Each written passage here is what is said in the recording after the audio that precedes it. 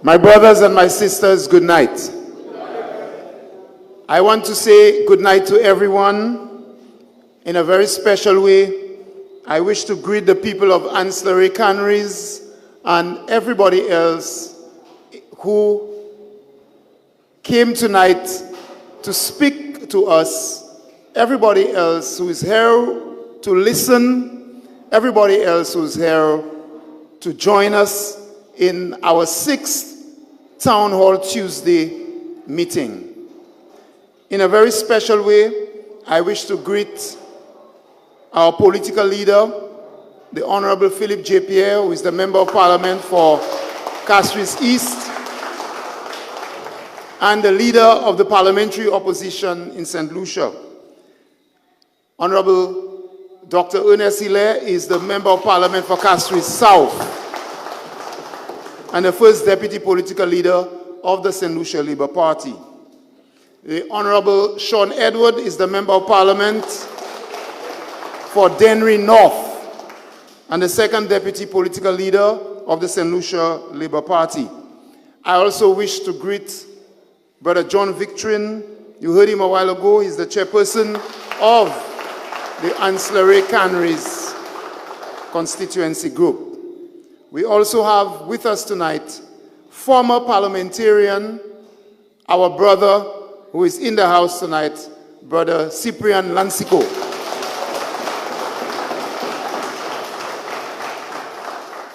I wish to greet all other officials of the St. Lucia Labour Party, whether they are local officials or national officials, members of the National Executive.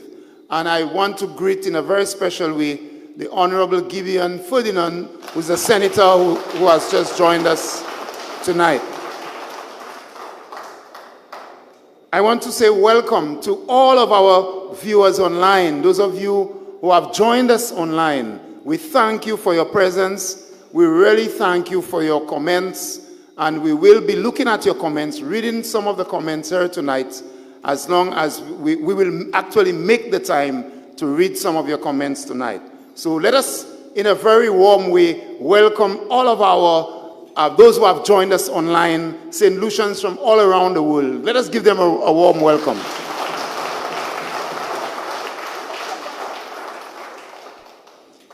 My sisters and brothers, my name is Moses Jean-Baptiste.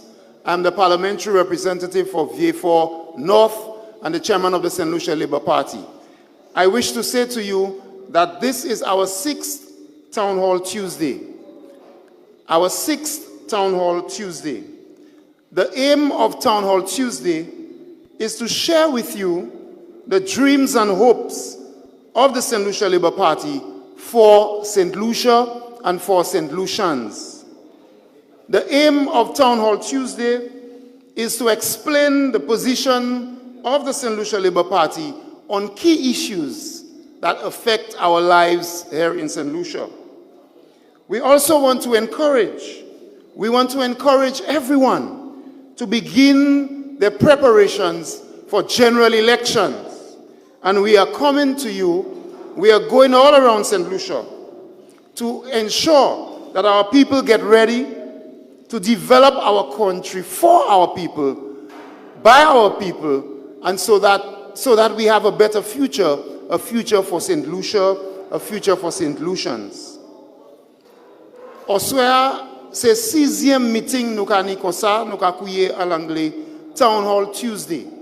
Avec nous ka ni ces meetings ça là tout partout au Lion Saint-Lucie pour moun Jean Saint-Lucie ça parler avec nous et pour nous parler avec Jean Saint-Lucie parce que quand tu trois quarts pays nous en dedans nous savons important pour aller tout partout avec parler avec Saint-Lucien pour expliquer à Saint-Lucien manière nous-mêmes qu'aoué ces difficultés qui en pays pour expliquer à Saint-Lucien qui manière political leader nous honorable Philippe J. Pierre avec ses autres membres de Labour Party qu'aoué développement en pays Saint-Lucie. Mais ça qui est plus important c'est pour nous expliquer qui manière nous qu'aoué tout gens Saint-Lucie nous pour venir ensemble pour développer le pays Saint-Lucie by Jean Saint-Lucie. Nous avons un pays côté presque tout pays nous qu'a joindre coupé avec divisé by Jean l'autre pays avec c'est pas l'enterré Saint-Lucien c'est pas l'enterré Saint-Lucien qui est chair et qui tête membre gouvernement à présent comme ça nous avons venu pour parler by tout le monde avec qui manière nous avons fait ça tonight we will have 3 presentations one by Honorable Sean Edward another by Honorable Dr. Anse and the last one by our political leader. Nous allons écouter ces 3 adresses là. Each address will be for 15 minutes, no more than 15 minutes. And then we will open the floor for questions and comments. Nous allons prendre 3 questions ou bien 3 paroles avant nous répondre. So we will take 3 questions before we answer. I will ask all of you to please keep your questions brief. Quand meeting la ka ale ou sa écrit question ou bien sa formuler question à l'idée ou pour demander question. Nous voulons à chaque monde demander question avec nous ka répondre ces questions. Tonight we will focus on crime. We will focus on healthcare and we will also focus on 4 wasted years by the United Workers' Party. Ça fait éducation, ça qu'a fait c'est l'école là. Nous allons parler about ces bails ça. Mais où ça m'a des questions, allez n'importe l'autre sujet. C'est pas ces sujets ça là tout seul. Mais chaque town hall meeting nous allez, every town hall meeting has its special focus. And we know the people of Ancillary Canaries, your problems with the drainage, the problems with the representation that you are getting, the problem of unemployment, especially among young people. Nous allons parler about ces bagailles là aussi. So, without any further ado, I will call on our first speaker, Honorable Sean Edward, to speak to you tonight. Let's give him a round of applause.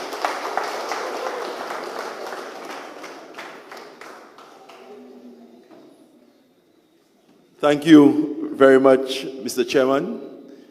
We have a very hard-working chairman. Now, Brother Victorine told you that he is the chairman of proceedings tonight. And maybe what the brother also forgot to tell you is that the Honorable Moses Jabatis is also the chairman of our party. Permit me, like the chairman of our party, to acknowledge the presence of our political leader, former Deputy Prime Minister, and Member of Parliament for Castries East, the Honorable Philip J. Pierre, First Deputy Leader, Member of Parliament for Castries South, the Honorable Dr. Ernest Hilaire, the Chairman himself. I want to also acknowledge the presence of former Parliamentary Representative, Brother Cyprian Lancico, 2 senators in the House, in Brothers Joachim Henry and Gideon Ferdinand, and we also have a former senator in Dr. Kentry Jean-Pierre. Let me start off by saying I am extremely happy to be in Ancillary tonight. And I'm happy to be in the constituency. And whereas I am in the village, and I'm happy to be in the village of Ancillary, I am happy to be in the constituency of Ancillary Canaries. Now, as parliamentarians, when we visit the different communities in St. Lucia, people embrace us with a lot of warmth and a lot of love. But what we receive when we touch down in Ancillary is second to none. Ancillary continues to show a lot of warmth and love to the parliamentarians of the St. Lucia Labour Party. And for that, we are extremely grateful. And as I said tonight, I'm very happy to be part of a Labour Party team that will engage you in a conversation. Tonight, we're not on platform. We're not jumping and we're not waving. But we're here to discuss very, very serious matters with the people of Ancillary, as those matters pertain to Ancillary specifically, and by extension, our country, St. Lucia. St. Lucia, as we speak today, is being governed by the worst government in the history of our country. Never before have we seen so much wastage in a country where money is being spent divine with no focus, and those monies are not impacting the lives of people in any meaningful way. And tonight we have to speak about it. And there's no better place to speak about it tonight than in the village of Ancillary. And I'll tell you one thing I've observed about the people of Ancillary Canaries as a constituency. People have used some very colorful language to describe you. But the one thing I will put myself on the line for in defending Ancillary Canaries, notwithstanding this is not my constituency, the people of Ancillary Canaries are a very, very proud people. And you will not be taken for granted again. Les bagay wrong, Jean Anslawe baka me glo en bouche yo pour di n'importe parti, ça ou ka fait wrong. So let me tell Jean Anslawe hodia ka di that là ni un gros problème et puis gouvernement ça là et puis moun nan qui ka représenter un parlement, moi savent ou ka parler la vérité puisqu'on tout gens cette ici ou ka ouais ça qui ka fait, ou ka ouais passe droit yo ka fait cette ici en pays ça qu'on nous ka rester. But with you behind us, we will stand up. We will agitate, we will make noise, and we will ask for better governance because like the people of Ancillary, the rest of St. Lucia deserves better. My brothers and sisters, today we have the largest cabinet in the history of this country. Pligo cabinet ou sa joine à dans cette liste en history politique cette liste. Ce cabinet ça là nous ni jodia. Est-ce vous satisfait et puis manière you can gouverner cette liste? Are you satisfied with the way the United Workers Party is governing St. Lucia today? Are things better under the UWP than they were under a St. Lucia Labour Party administration? No. But you know what really breaks our heart? Is the amount of wastage. Quand il a un qui a tapé gaspillé, except les pas sa henti bagay yo bouzen. But Prime Minister Tedou, il a coué pays à un business. Et là un business, mamele qui sa ou kavan, it's a big business, small business. Ou un business pour yon raison. And that is to make a profit. So si un moun vini bon business ou, et il pas ni l'argent, mais il really bouzen, ça il bouzen. Ou pas en pièce obligation pour balayer because c'est business ou ka fait. Excellente situation qu'on nous ka ouais en pays a. Ko moun qui pa ni et qui passe à l'école yo passe à tourner en direction gouvernement pour demander gouvernement pour bailler support. They have destroyed all the social programs that they found when they came in. We had the distress fund because tous les années en cette lycée qui c'est un vieux fort qui c'est un gozile, Castry, Denry, Mikou, ou qui est dans une situation, côté yon, et bien, des tikaï, plywood, tapé brûlé. Et compagnie pour garder ces gens qui font ces tikaï, plywood, ça, comme quoi, yo ces gens qui pas important. They work hard, they save money, and they able to give themselves a roof. Et they laissent pas pièce forte yo. They at work. They're somewhere in the community and they get that distressing phone call. And some of them break down. Men cry. Mothers cry. And they have no insurance. Et you pass have key money. You can save encore. Or joindre l'argent pour vieux faire tika et plywood yo. Et c'est pour raison ça nous tenons distress fund. Because nous comprennent that dans le pays, tout le monde n'a pas les mêmes qualité resources. Tout le monde n'a pas le même level. And that is why we had the distress fund. So that when one of those houses get gutted by fire, we are in a position to provide some relief so that somebody can have a roof again. Yo vini ek yo tiye distress fund na. Yo vini yo hen step, yo do step, se pa malewe, yo pa ansa, yo pa pou step, yo tiye step. You got to try create a lot by stimulus. Yo vini yo hen a nice program ko, moun ka tape help, yo joué en ça. And they destroyed the nice program.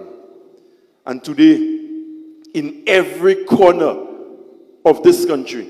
In almost every school in this country, teachers, parents, and students are ready to protest the conditions under which they have to operate in the schools.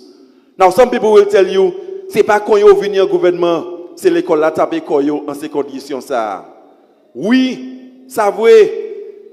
And for 10, 15, 20 years, every government in this country has had to call on the citizens to ask them to resort to what we call belt tightening measures. Gouvernement ka di moun pour about 20 years, mawe weon. Because la han set lisi te ka hen from un to genou paning. Ek moun te préparé pour mawe weon yo. Ek fait sacrifice bay pays ça. But ça pour qui we son moun ka protest odia? Ou pas ça aller di moun fait un sacrifice.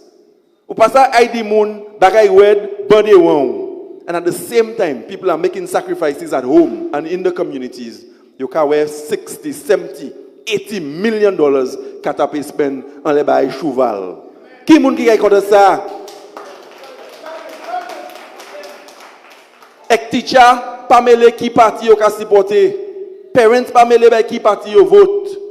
Yo ka dou se bay ça c'est bêtise et yo pa préparé pour just wait là et quitter ça fait en pays. My brothers and sisters, tonight I will tell you one thing. The salvation of this country is everybody's business, irrespective of who you voted for. What we have here today is not even flambeau, but a group of individuals who hijacked a particular and a symbol, and they parading as flambeaus. And when we meet the real hardcore flambeaus behind closed doors, or when they come to us privately, yo pli désappointé. Mais ade yo pani kouway la. Yo pani force la pour venir bi parler contre ba ça. Mais yo pas content ça. And this is what we are fighting. We cannot give up the struggle. We cannot turn our backs and say c'est pas nous qui me vote yo là. Demain, c'est cette liste ça ichmoin, ichou et petit ichou kay ni pour habiter. Et ça nous fait jodi a kay détermine qui calde cette liste nous quitter by Lord generation now. You heard the chairman in his preamble. A government working for family, friends and foreigners. Tout pays en la terre, qui petit, qui go, là ni en place pour foreigners. Mais pas jamais ni pour une situation where foreigners are given priority over locals. It should never be a case where citizens are made to feel as if they are second-class citizens in their own country and foreigners are favored. Ou pas arranger l'hôpital là-bas nous. Et l'autre bailage, un chargeur flambeau cadeau ces jours. Flambeau ni en ligne 9. Depuis pour dire en bail wrong, pour me payer cadeau. Zoté là zo pas te fait. C'est pour ça moun vote contre nous. Et yo vote flambeau pour flambeau fait. Yo gaspiller whole yon l'année pas faire rien. Yo gaspiller 2 l'année pas faire rien.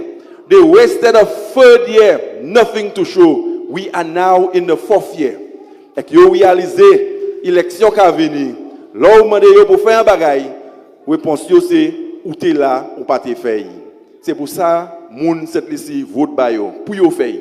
Et yo pas ça fait et yo ouais élection qui venir. So ce jour prochain ou kay yo busy. They will be busy in every community, giving false hope and making you believe they are going to embark on projects that will impact the lives of the people. This is a clueless government. They have no ideas. Their desire is to satisfy the wishes of their friends. Their desire is to satisfy the wishes of some foreigners who come here who are not deserving of using the resources of this country. And this is what you have to stand up against, my brothers and sisters of Anse. The St. Lucia Labour Party is a better option than what obtains as a government today. Gouvernement sala ki la, le ou gade, et ou gade ki sa Labour Party a ni pour faire, ou ka we Labour Party a ka ba en pli mais choix, le ou ka fait décision.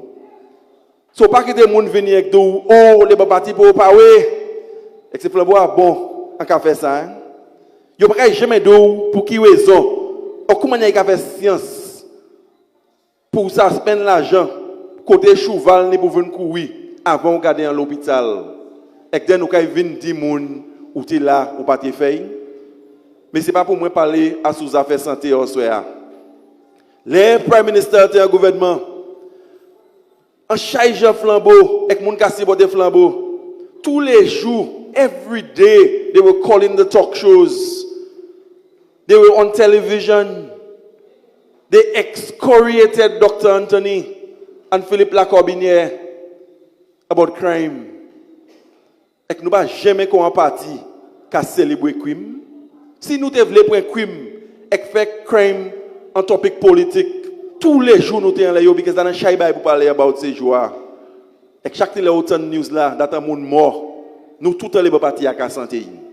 We want to wake up on a morning as parliamentarians and members of the Labour Party to listen to the news when we will not hear about murders, we won't hear about muggings, we won't hear about robberies. That is the St. Lucia we want. So we will not come out and celebrate and say, ha ha ha, me actuellement crime qu'a fait by control. But nous devons faire mon changer. That Premier Ministre l'a dit. He said it. That Kenny could not solve crime, but he will. Like actuellement, the crime is spiraling out of control.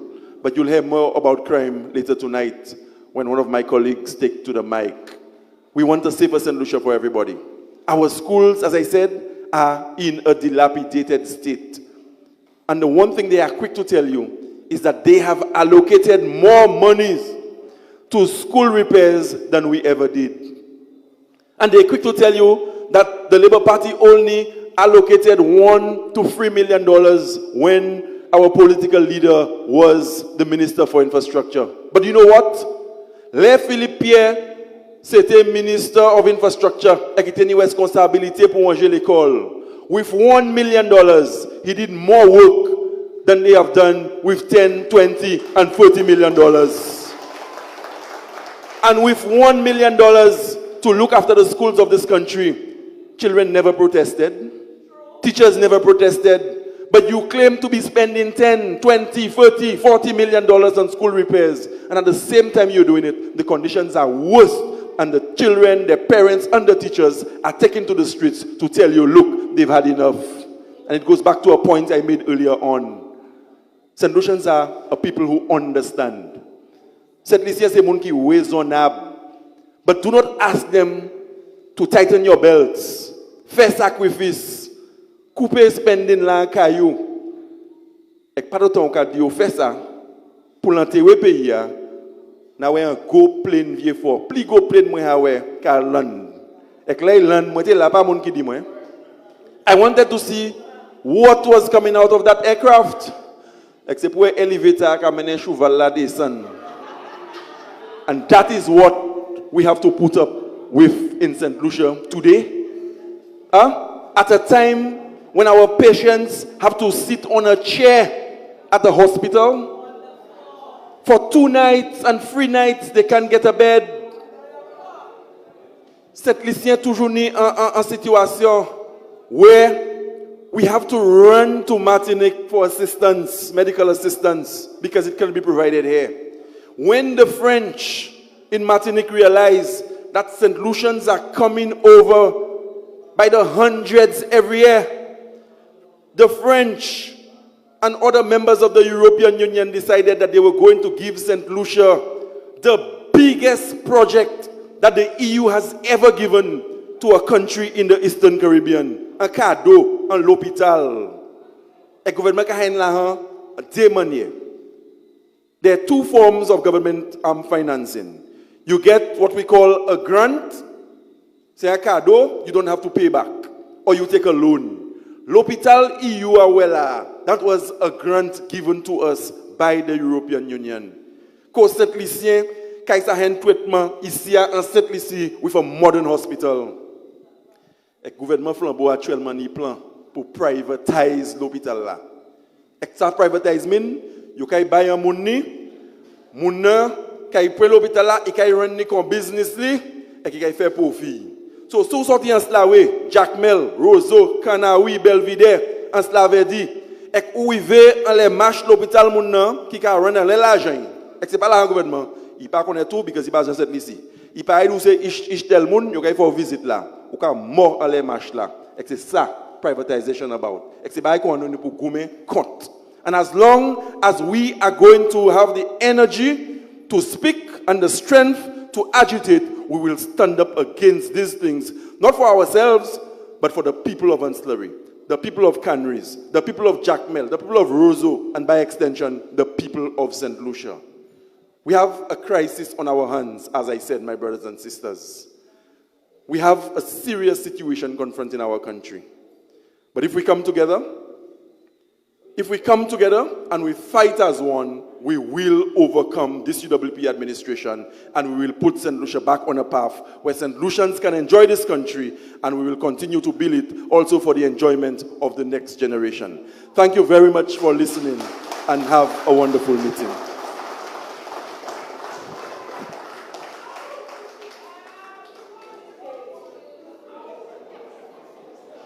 Thank you very much, Honorable Sean Edward.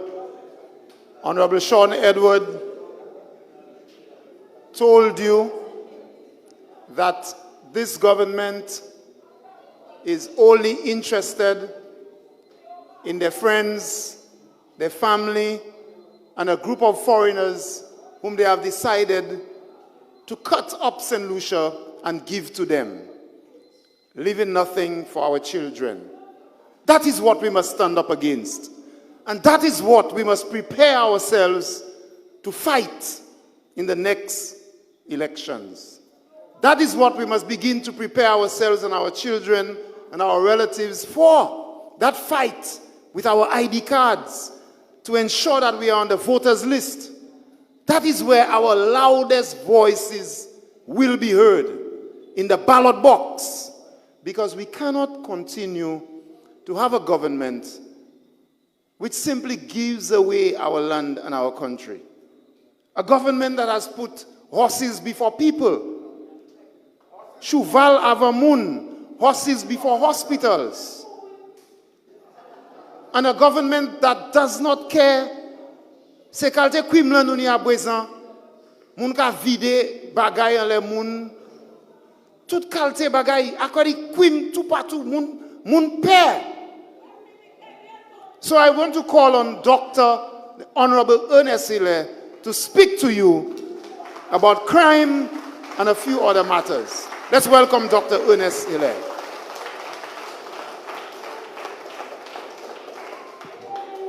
Thank you very much, Mr. Chairman. Good night, Ancillary Canaries. Bonsoir. Tonight, I would want to have a conversation with you about crime and security in St. Lucia. Of course, let me start by telling you how delighted I am to be in this constituency. If there's one flabo I want to see lose the next general elections, is Dominic Fede. It's Dominic Fede. Nobody has disrespected Parliament and disrespected parliamentarians like Dominic Fede has done. Nobody. And he's disrespected you, the people of Ancillary, by his conduct in Parliament. And at the next elections, you must teach him a lesson. But that's for another day, another time. Let's talk about crime and security. We've said in the Labour Party that we did not want to do or say anything that looks like we're politicizing crime. We've kept silent, and we've not put a lot of pressure on the government for their performance for crime and security. We've said a lot about health, a lot about education, a lot about CIP, a lot about DSH. They are actually doing worse in crime and security. But we've not said much, because we know it's very easy when politicians start criticizing about crime for it to look like you are politicizing crime. And as a party, we knew what it meant when crime was politicized. We knew. We suffered from it. I'm sure you remember the days whenever there was a suicide, it was Alvina Reynolds' fault.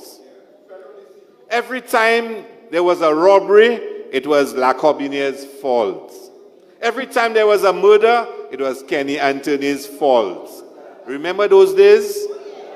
Remember those days? And we kept saying to them, let's build a national consensus as to how to address crime. Do not politicize it.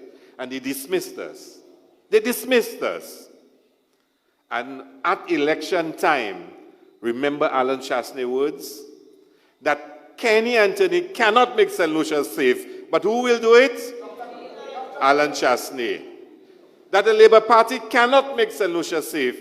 And who is going to do it? The United Workers' Party. They put on the agenda crime and the reduction of crime as a major reason why St. Lucians should vote for them. We didn't do that. They did. And they also said the police was demoralized because of impacts, and he will make impacts go away. Remember that? He even threatened to release the impacts report, from my recollection, at a meeting they were going to have in Babono. He promised the police that he would take care of impacts, and they would be motivated, and crime would be solved. They said that crime was linked to unemployment. And it was because there was unemployment in the country, and because Labour Party, in their view, had crashed the economy, there was crime. Listen to that, huh? There was crime in St. Lucia because of Kenny Anthony, La Corbinier, Alvina, and because the economy was bad. And they promised 5 to stay alive. Who is staying alive now? Who is staying alive now? In fact, it has gotten so bad, they have, from what I am told, they're saying to people, don't say how many homicides anymore. How many people can tell me how many homicides they've had in St. Lucia for the year? How many persons here can tell me when last they heard any official statistics on how many murders we've had? Because you're not supposed to say that anymore in St. Lucia. But under Labour Party, they used to keep a tally. Every day, whenever there was one, they used to have a tally. The time has come for the Labour Party to talk about crime. The time has come. We're not politicizing it, but we're going to talk about it. Because as a country, we must come together and we must be able to confront this issue called crime. Not for UWPs, not for Labour, but for St. Lucia. For St. Lucia. And I will tell you up front, as a Labour Party, we believe crime cannot be solved until there's a national consensus and a national effort against it. Crime cannot be solved by any partisan approach. Now I will tell you something. When the Minister, Herman Gill Francis, started and he spoke about crime symposium, now you said give him a chance. All the reports are there, what has to be done. All the ideas are there, but he wanted to have a crime symposium and whatnot. Since then, have you heard any strategy announced by the government as to how to combat crime? Have you heard? Tell me.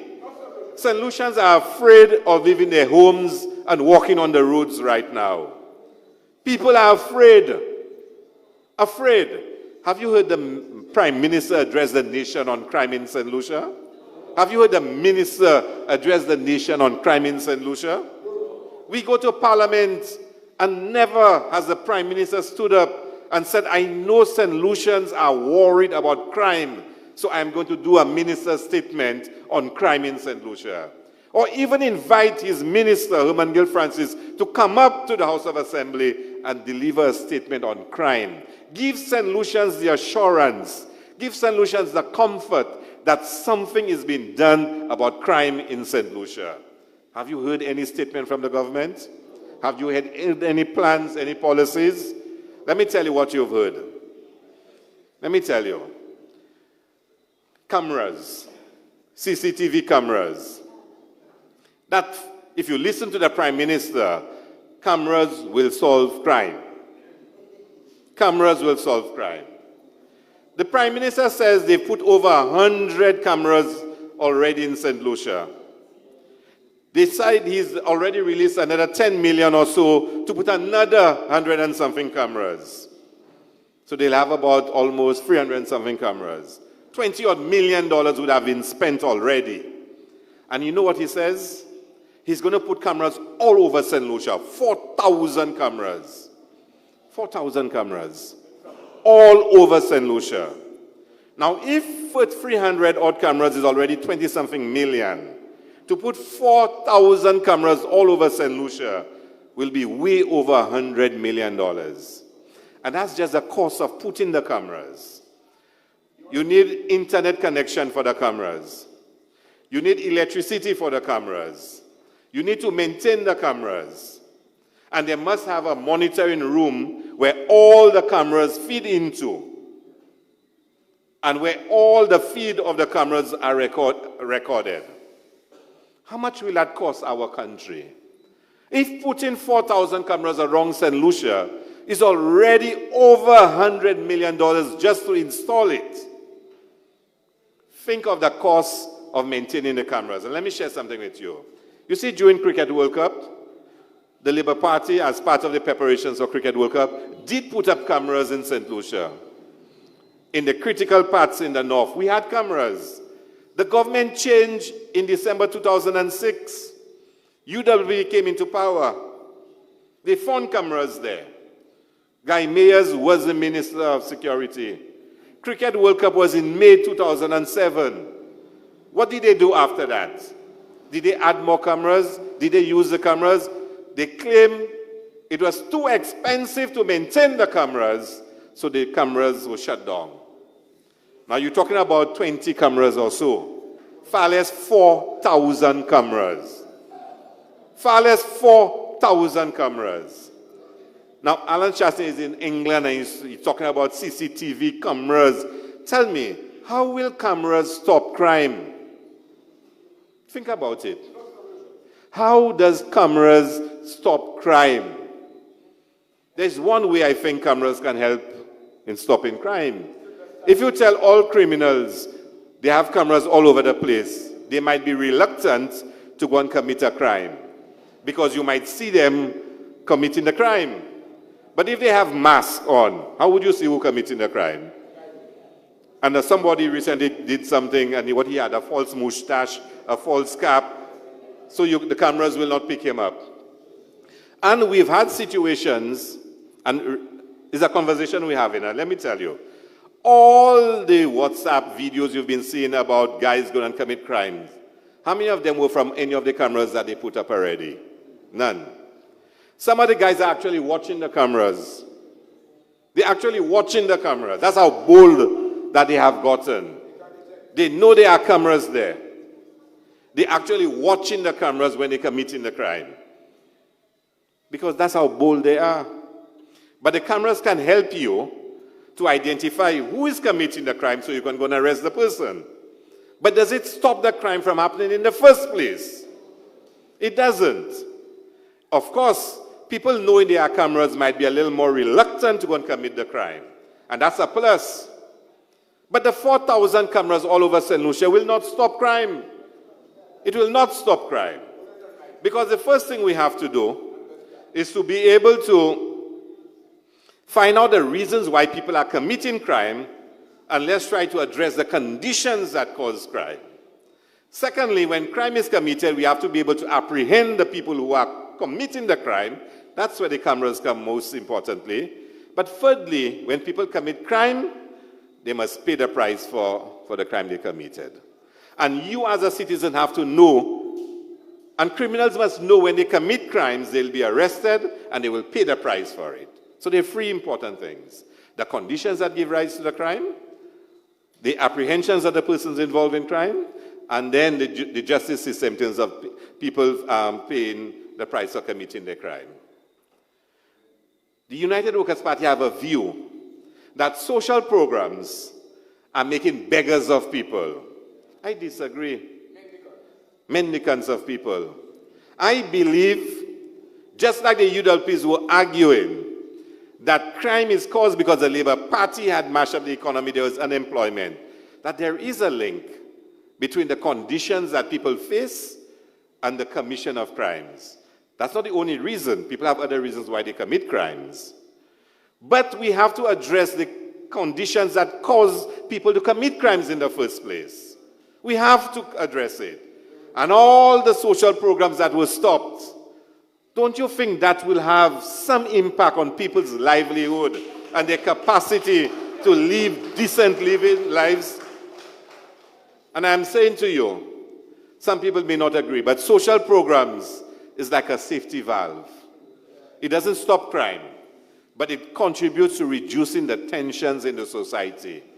When a young man tells you he's not earned any money for 3-4 months, and boss man, I just feel like committing a crime to have a little change in my pocket.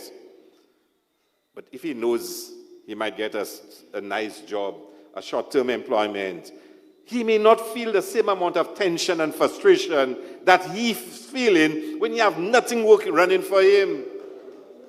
There are people who get frustrated. They get frustrated and they go over the edge. We have to be able to capture them. So, brothers and sisters, I want you to pay attention for the next few days, because we are going to start talking about crime. But I've had a cough for the last few days, so excuse me.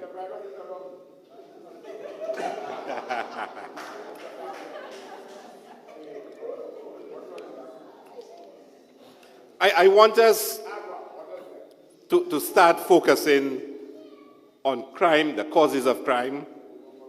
Why under the United Workers' Party that crime has actually increased. And hear what Alan Chasney said. I want you to reflect on that one. Kute Salah. Alan Chasney said they were doing brilliantly reducing crime. Brilliantly.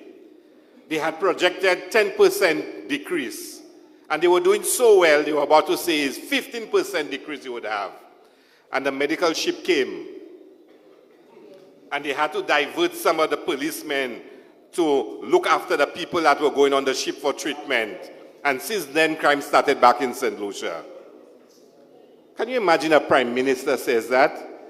That crime was reducing in St. Lucia, but since the medical ship came, some of the policemen had to go and help out. So crime started back rising in St. Lucia again. But somebody asked Alan Chasney for me, the ship has left for so long. So those officers who are back on duty, why has crime not gone back down?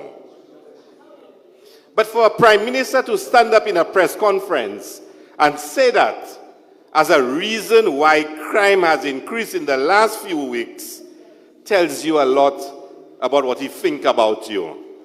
To make you believe that because a medical ship came and a few officers were helping law and order or whatever they were doing, that caused crime to increase in St. Lucia, tells you that Alan Chasney has no idea what reality is all about. It's either that or he believes we're so stupid in this country.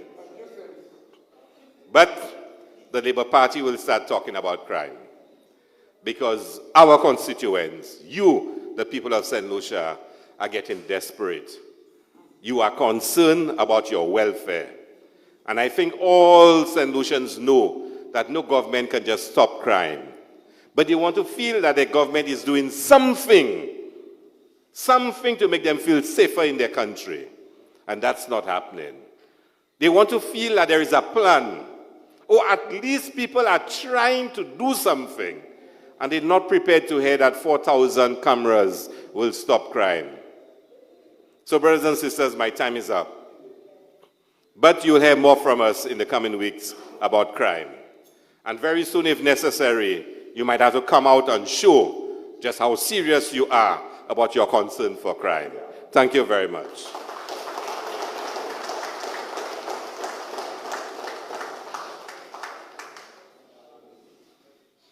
Thank you very much, Dr. Anse Hilaire. My brothers and my sisters, we have a country in crisis. Every single day you wake up, tous les bons matins au lever, c'est un pitché, un tué, voler, un hold up moun. Et c'est ministre gouvernement, Ou pas attendre yo ka parler. Ou pas attendre yo ka faire rien, ou pas attendre yo ka dire rien. Comme ça docteur Anse ça dit nous ni pour commencer garder situation ça là très sérieux. Parce que ça c'est même ces gens qui te dit qu'il n'y pas de ça fait et qui yo ka fait. Plus moun a joint tuer depuis gouvernement ça a tué. Parce que c'est pièce en l'histoire cette ici. And it is very serious in our country. At this time, my brothers and my sisters, I want to bring to you our political leader who will speak to you about his dreams and the plans of the St. Lucia Labour Party. I want to bring to you a man from Castries who has represented Castries East for 5 consecutive terms. I want to bring to you a man who understands people and who understands St. Lucians, who was a minister for infrastructure, minister for tourism, commerce, and a man who will guide the St. Lucia Labour Party to victory with your help. Honorable Philip J. Pierre.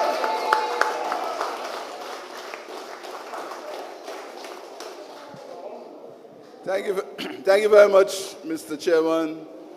Good evening, comrades, sisters and brothers from Anse. Good evening. How are you today? I want to bring greetings from your endorsed candidate, Wayne Girard. He just called me and he said to say hello. I think he's watching, so give him a wave. Say hello to me.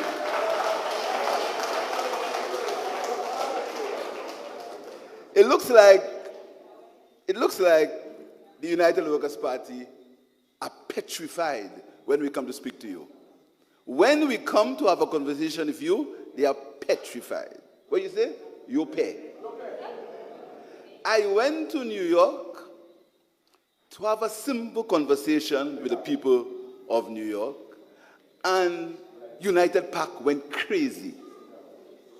They went crazy. All their trolls were on Facebook. They were as if a simple meeting that I held with the people in New York. So you can imagine what will happen when we have meetings in London, in Canada, in Atlanta, in Barbados, even in Martinique. They will go mad. But I'll tell you something. Truth matters. Speaking the truth matters. And I've challenged the United Workers' Party, and I've challenged the trolls on United PAC to fact check anything I say. Fact check it. Anything I will say here tonight, I want them to fact check it and say whether I've spoken the truth or I've lied. But I can tell you instantly, one thing the Prime Minister said, that's not true. He said, in England,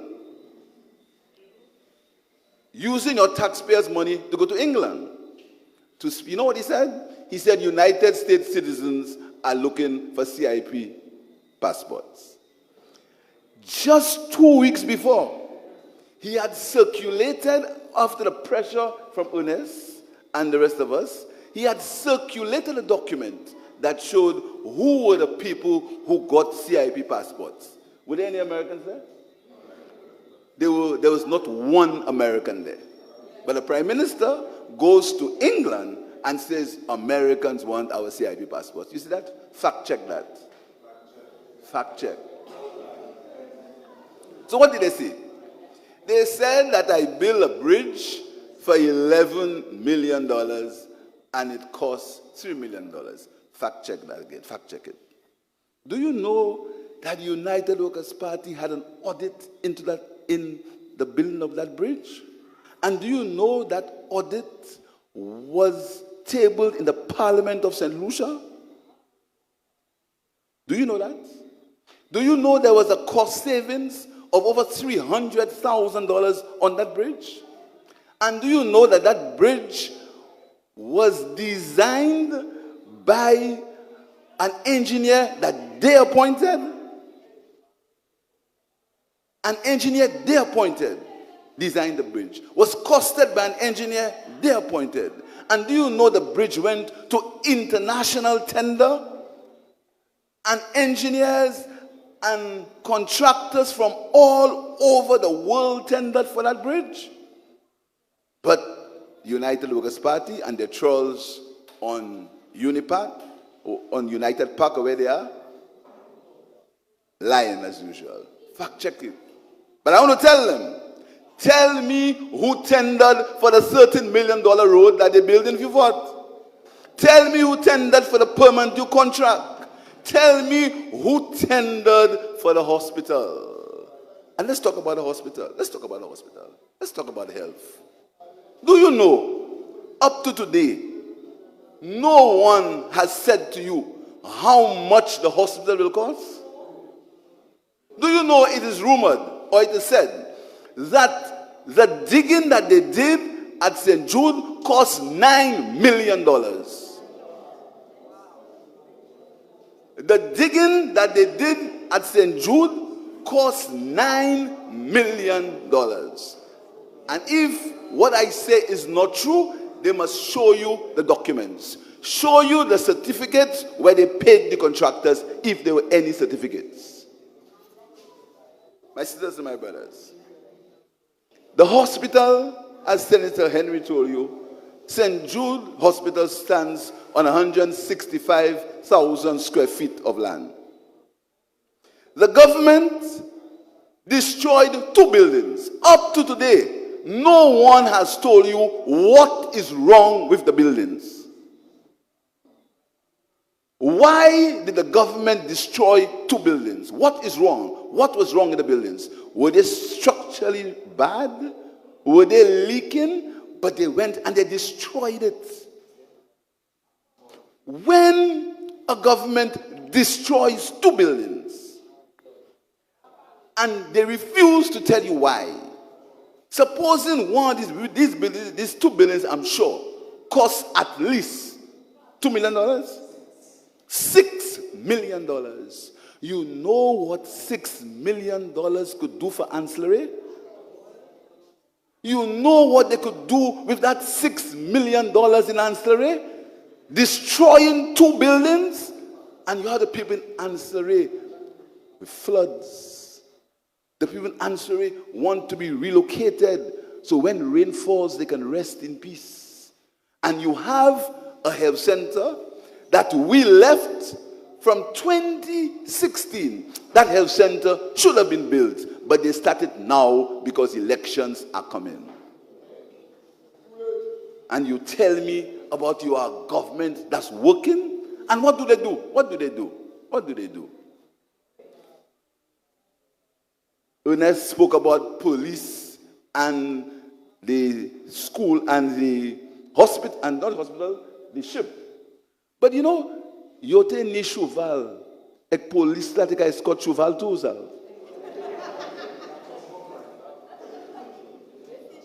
So, the Prime Minister should say, if the police were doing something good at the hospital ship, then when they were escorting horses, that could be a cause for the increase of crime too. Using the Prime Minister's logic. But you see, that is when people believe they can fool you. They believe they can fool you. So what they will do, they will take your children and bring them to Vieux-Fort to show them horses and give them ice cream. But I'll say it again. It's because they think they can fool you, they take your children and take them to a place where people gamble.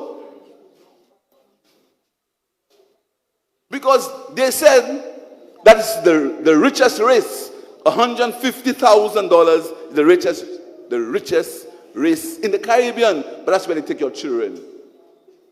So they should take their children to the casino at Rodney Bay too, by the same logic. But they think they can fool you. But this time, the people of St. Lucia will not be fooled.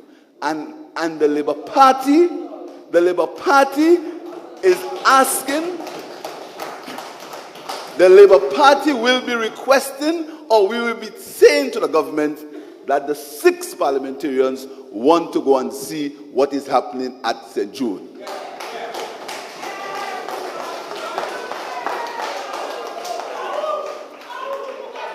Because you cannot tell me. I'll tell you something. There has not been one engineer, one architect, one health planner who can tell you what is happening at St. Jude now. The people who speak on St. Jude are Guy Joseph. These days, Mary Isaac Mumu. The person who speaks on St. Jude is Guy Joseph. Guy Joseph is the minister of everything. But I'll tell you something. We need the government to tell us. Because you see, it is that money. You see, we seem to believe that that money belongs to me or Ernest or Sean or Moses or Alan Chasley. It doesn't belong to any of them, you know. That is your money. And when you can destroy 2 buildings for $6 million and tell me you can't repair schools, and the excuse you use is, oh, the Labour Party left the schools in a bad state. That's the excuse you use. But you can take millions of dollars, you can put it in rubble just for political reasons. Tell me, my sisters and brothers, what is different now than it was when the United Workers' Party came into power at St. Jude? What's the difference? What has changed? Nothing has changed, but an act of political retribution. They have taken their vindictiveness to the highest possible level. The level where you will lose millions of dollars just to prove a point. That's what happens. It's the highest level of cynicism. It's a level that says to you, I will make you pay. As Guy Joseph said, you just start to cry. That's what's happening there. So, they will tell you, oh, we have a horse race. And I heard somebody say on the radio this morning, horses will be an investment.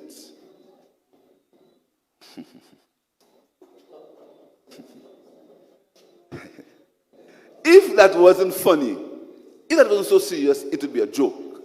But serious stuff, that's the future of your children and your children's children. That's what's happening there.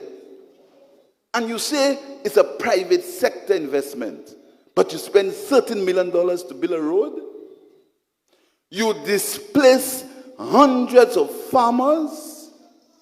You crash and you mash up a Bossejou agricultural station, and you say you're dealing with farming. And when we left government, we had got money to redo the entire Bossejou station. You destroy a meat processing plant. You destroy over $21 million, and you say that is investment. Up to today, the government has not said to us who is financing that racetrack and who is financing what is happening. What we know is our money, our taxpayers' money went in the road. So we spent about $48 to $50 million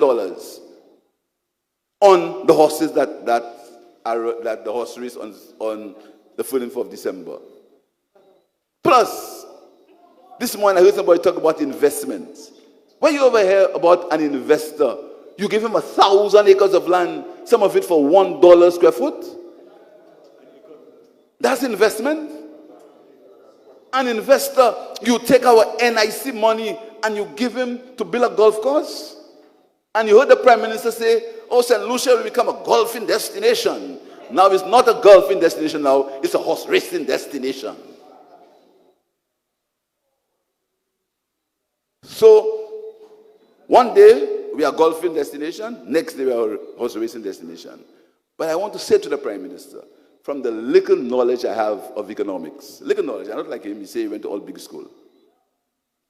St. Lucia will only survive in areas where they have a competitive advantage.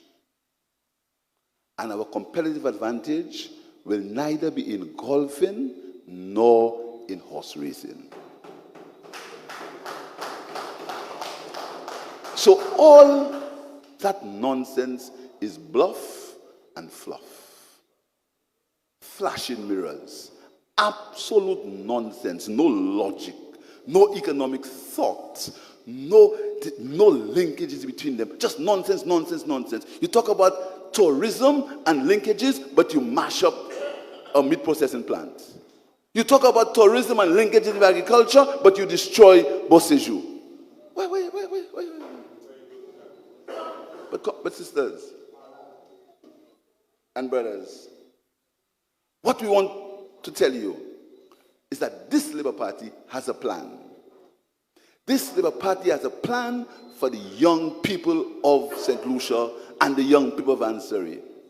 This plan will be encompassed in a youth economy, an economy for the youth, an economy where specifically young people will discuss, young people will plan, young people will organize the areas of activity that they want to do to make them advance and prosper in life.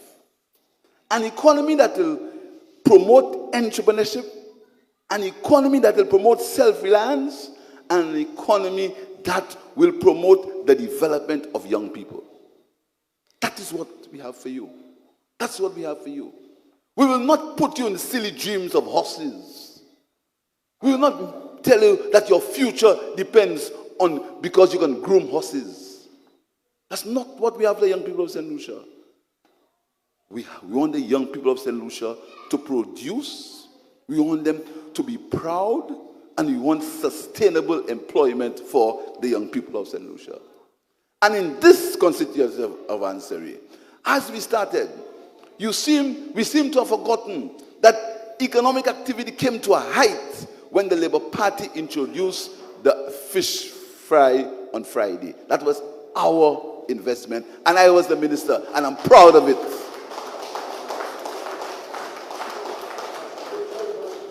And when you speak about minister, one of these days, you see, some people say I'm shy, but I don't like to boast and talk blah, blah, blah, blah. One of these days, I'm going to compare my achievement as Minister of Tourism to any other Minister of Tourism in the history of St. Lucia. One of these days, I have said nothing. I've allowed them to say whatever they want. One of these days, I'm going to compare my ministerial performance in tourism, in commerce, in infrastructure. I'm going to tell the people, one of these days, soon come, and my representation in the people of CANARIES East. I'm going to tell them what I have done, and you will compare it to anybody who has been there before me. But that time will come, soon come. So, comrades, we want you to ask us questions. We want you to discuss with us your future. Because this is a government, our government will be a government for you, a people's government. A government that will get ideas from people, a government that will deal with discussion, a government that will not ostracize 40% of the people because they share a different electoral preference. And before I end, I'll tell you something. One of my comrades spoke about the distress fund. But listen to the cynicism of this government. You know what the government spokesman said? She said, oh, the distress fund is not there again, but cabinet, listen to me, but the government still helps people through cabinets. So if your house burns, you have to go to cabinet to get something to repair your house. When we were in government, there was an allocation, and every parliamentary rep applied for the allocation. But with them, you must go to cabinet. They want to control everything. And if you're not a member or supporter of the United Workers' Party, as Guy Joseph said, you have to suffer. You have to cry. The Labour Party will ensure that every citizen in this country has an opportunity to advance, to promote themselves, and to be better citizens. We will ensure that the young people of St. Lucia, for once, the young people of St. Lucia will have a stake, a serious stake, not a stake of pictures in Facebook and Instagram, a serious stake that will transform their lives, that will make their lives meaningful, that will give them meaningful work for reasonable pay so they themselves can advance to see about themselves and their families. My brothers and my sisters, I thank you very much.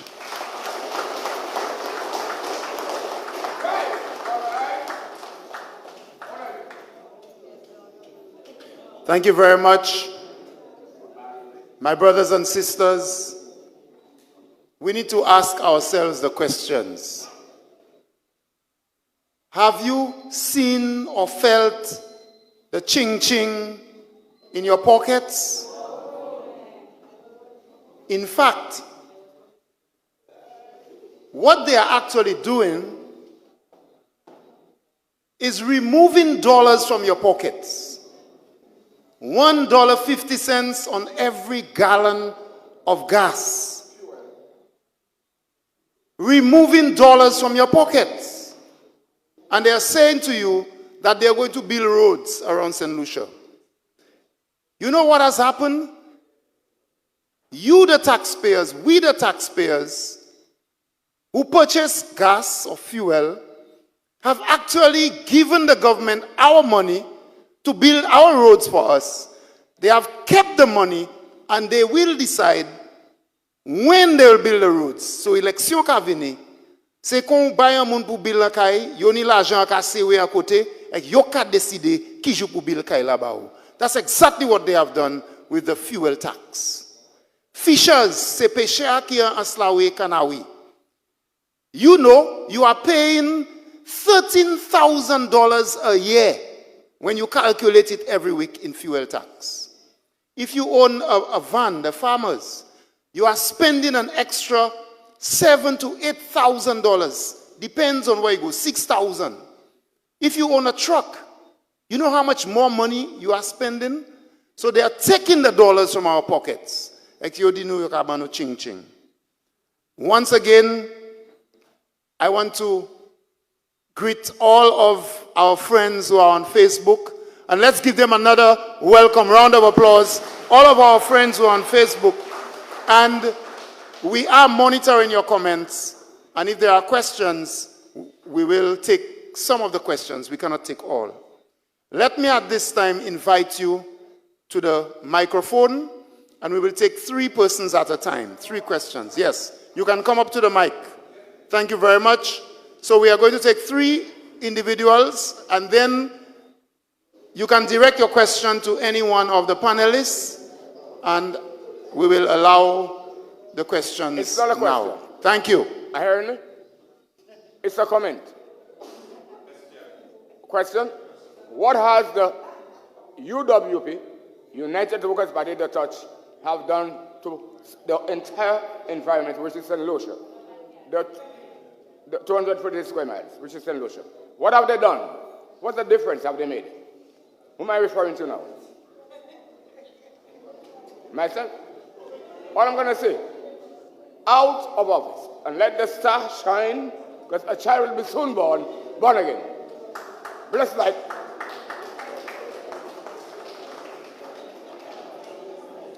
Okay, thank you very much. The second question, and then third. And I want to encourage the others to prepare your questions. Yes, my brother. Bonsoir tout le monde. Bonsoir. Mr. Philippe J. my brothers. But I have a couple of questions, but just before I do that, I want to tell Brother Philippe J. that you may not know or probably not realize it, but you have given a charge You have given a charge for the next 10, 20, 15 years for the young people of St. Lucia. You have given a charge to take them out, take St. Lucians out of the mess that it is there right now. So you think seriously as to how you're going to help them, because they'll be depending on you. Now, question answered. With all the complaints and all the wrongdoings that I heard that the United Workers' Party did, I want to ask the head table, especially the leader, what are you going to do with these guys when you get into power? Our passport was given away. It has been sold. The money is kept out of St. Lucia. I would like you to tell us, what are you going to do about it? How you plan to receive it, or if you plan that at all? Now, Okay. that is, it's 2 questions? Yes, that's 2 questions. The last one, I think, is has to do with, it has to do with the crime. The crime. Yeah. So I know we still have that hanging law on still on the statute of the Book of St. Lucia? Yes or no? And if we do have it, are we going to use it when the Labour Party, or introduce hanging when the Labour Party gets into power next election? Because these are serious things. We have to take a stand. Thank you. Okay, thanks very much. We have your questions. Thank you very much. A question from the lady. Yes? I have 2 questions. And my first question reads, the crime situation is out of control, and the Minister of Social Security is clueless as to what his job entails. What would the SLP government do differently to curb this problem? And my next question is for Mr. Philip J. Pierre. Sorry, I was just repeating. What would the SLP government do differently to the crime situation? Okay, thank you. The next question? The next one is for my next Prime Minister.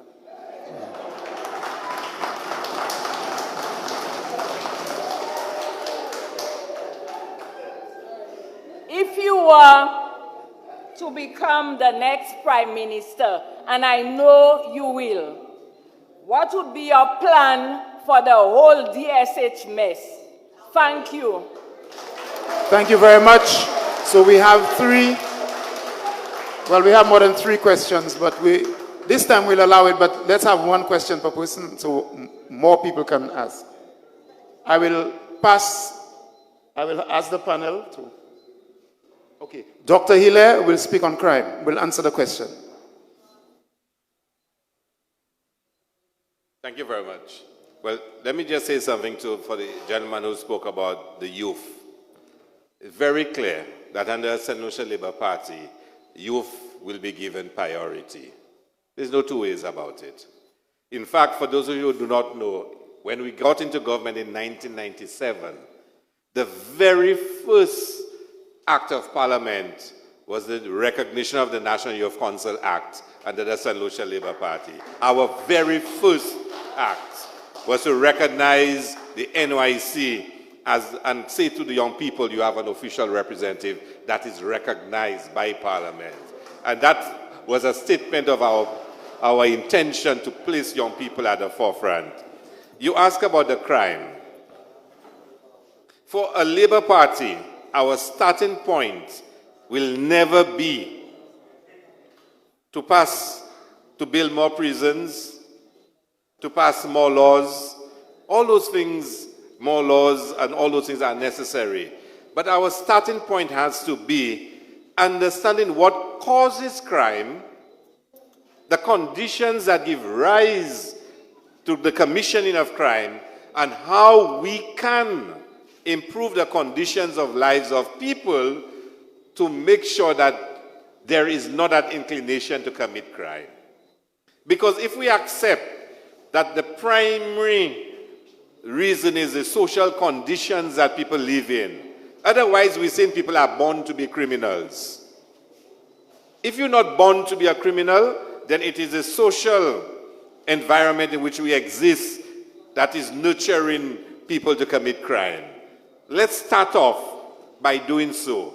Let's invest in social workers. Let's invest in community programs to build stronger communities. Let's give help to families, especially single-parent families, to help them deal with their challenges. Let's give help to the schools and the counselors to ensure that our young people are guided properly. Let's have more sports programs, more programs in communities. We will always start off by putting a greater emphasis on the human being, the human person, and creating conditions for better and more civilized living. And I think that's our starting point. Of course, you need to provide support to the police, to the judiciary, to make sure all the components are met. But rest assured, in our approach to crime, we start off by making sure we address some of the social conditions that create the environment where people believe they can commit crimes and get away with it, or they need to commit it for them to just have basic standards of living. Thank you very much.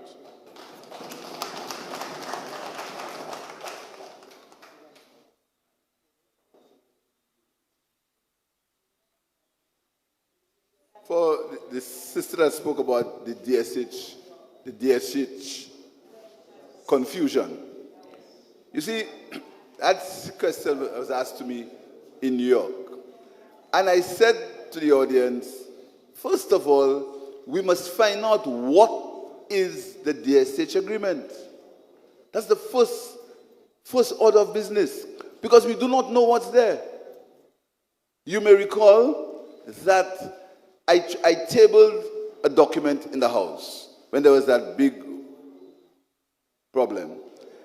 The Prime Minister said that was a framework agreement. And he said it was a fake. He said it was a bluff. Up to today, the Prime Minister has not said to the people of St. Lucia what is in the DSH agreement. 1,000 acres of land, an escrow account out of the country, a buyback clause. The Prime Minister hasn't told us whether that's true or whether that's not true. We said to the Prime Minister, we started to negotiate with Tioa King. We started it. If we wanted political mileage, elections were in June, we could have done what he did and in April announced that we had a $2 billion investment. We did not do that because we thought that that was too much, too important. There were too many things involved. There were too many issues in that agreement for us just to rush it. That's what they did. But they signed it 2 weeks after. And up to today, the people of St. Lucia do not know. And some of you in this audience may not know that. When there was the Hess agreement, John Compton came to Parliament with the entire agreement. And he said, this is a very important agreement. This will give away a large part of your country in terms of land. It wasn't 1,000 acres. So come to Parliament and let all the parliamentarians read the document, see what's in there, and decide. But this Prime Minister, who feels he's a king, who believes that St. Lucia's land belongs to him, he will take 1,000 acres and give it to a man, and you ask no questions because he'll give you a horse race. When the Labour Party gets into government, first of all, we'll need to find out what is in the agreement. That's the first thing. We need to find that out. And secondly, we will have to have a full-scale investigation, even forensic if necessary, as to what really happened in that DSH project.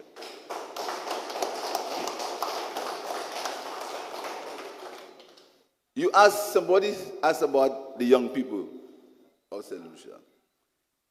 This, as Ernest said to you, this Labour Party is known. It's known. And these are things that people forget. We are the party of universal secondary school education. We are the party of universal primary school education. We are the party that stopped the shift system. We are the party that gave more money to the NYC. We are the party who did all that, you know.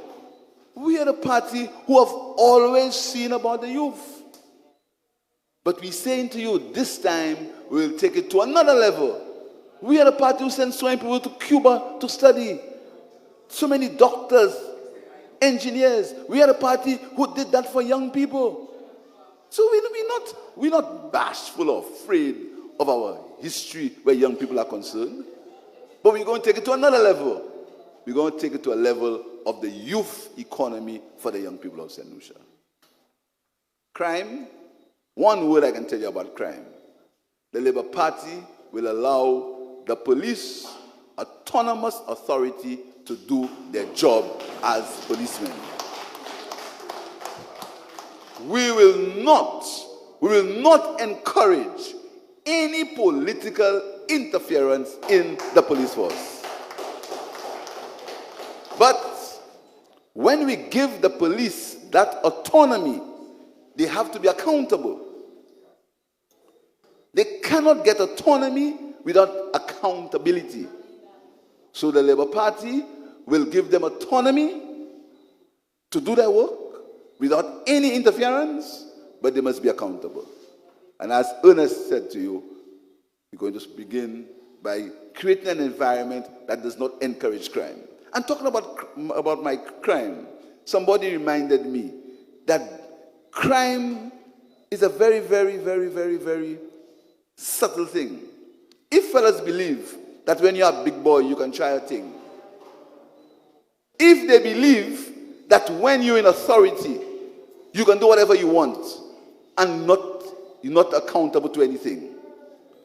If they believe that you can write a letter to commit the government to millions of dollars and nobody tell you anything, you can just mom a guy, and if it is you, I don't know, it's me, might be me, I don't care, it's not me.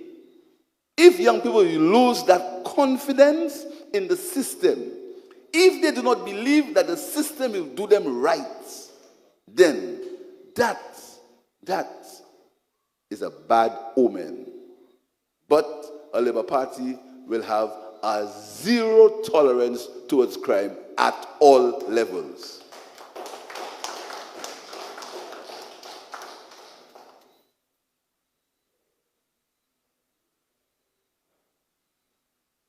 Thank you very much, political leader. We are going to take another 3, but just before, let me read from our people online, St. Lucians, who have joined us from all over the world. And let me be a little selfish to say hello to my brother and my family in America. They are online watching. And also, so many of my constituents from Beaufort North who are watching online have been following. But let me just read 2 questions from our online viewers. One question is from a lady called Julie. And the question is, how will the St. Lucia Labour Party develop some of the natural features in the Anse Raye Canaries constituency without demoralizing or excluding community members from enjoying the product? That's a question from Julie online.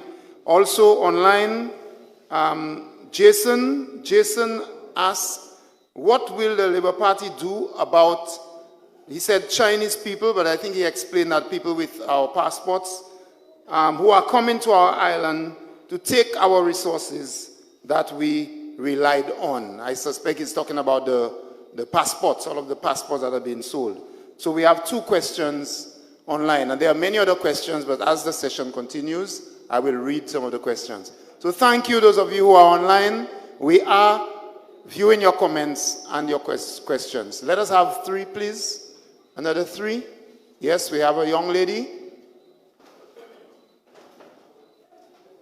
Go ahead. Bonsoir tout le monde. Moi-même pas ici pour demander Labour Party question, because when il y a ces questions pour moi demander flambeau, c'est pas Labour.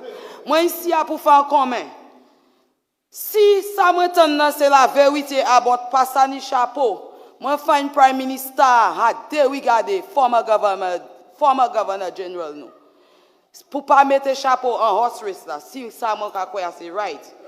Moi veux faire Jean-Anse Lawe, Canary constituency changer. That le Labour Party était là en bas SSDF nous pas te ka rejecter pour uniforme, livre et pour DP transport. En bas flambeau SSDF te sa bay mamay en seul uniforme et dirty livre. Bon moi veux faire changer ça. Mais moi ça veut ka campagne mais yo pas campagne passer moi. By the time yo kay commencer campagne, moi a fini yo. Bon, yo nan se bay la moi ici pour dire Mr. Philippe J. Moi même ka wested wet bo canal like Massa Point. And as soon as Labour Party point en power, premier budget presentation zot sous plénement des autres. Pas quitter moi point Mike moi monter bon parlement faire des autres. Pas comme moi. Gardez pour drain ça. Because yo ka venir tout tactics, yo ka venir tout en soir, toute la nuit. Vin garder drain nan amade yo sans fif in the night. Bon moi savent c'est ça yo, c'est tactics yo. Mais n'amade souple pour address situation ça because moi changer yo te mener comme média personnel pour la Maria mais à présent la Maria quand tout temps là comme la pas de média. Thank you. Thank you. Thank you. So, thanks very much. The comrades are writing the questions. Yes, my brother. Yes, they said every rope has an end, but there's a rope in the Canaries-19 constituency. From infant school, I've been hearing that. Canaries-19 is the poorest community. From Sir John Compton to Kenny Anthony back to Alan Chasney. I want to know when you'll get into power.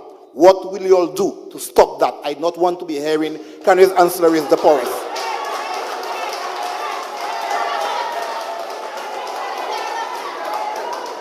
Thank you very much. Thank you very much. Yes, we have another brother.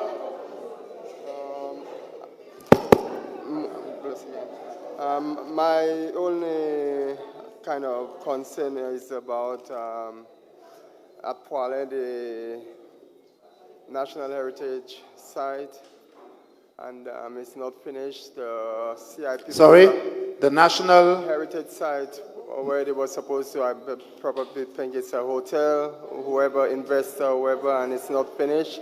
Shh. So it's still a concern national-wide, the country, about the National Heritage Site, which was supposed to be like a hotel and create employment and whatever with the proprietor or persons who was investing. I don't know the story. Let's listen to the question, please. So that is something we've got to maybe kind of focus on and maybe get some understanding as far as crime and corruption a lot is concerned with the land and propriety and whatever, and it's still not done. I was listening over the radio and the citizens were complaining about making donations themselves. Citizens were complaining making donations themselves to get the St. John's Hospital rebuilt. Citizens, St. Lucia, donating from their own pocket. And they were calling, and it's like unbelievable. They just couldn't understand it, making efforts for help. And on the, I think it was your ministry, they had that calling program, and they're saying it's ridiculous. They just couldn't understand, you know, it's like. And what other thing I had there? I think it's the Hospital St. Jude's, the Heritage Site, and I think that's about it, the Heritage Site. And yeah, thank you very much. The Heritage Site, yes, we got the questions. 3. I'll hand you over to the panel. Who is coming first? The political leader? Political leader will address you now. Thank you very much.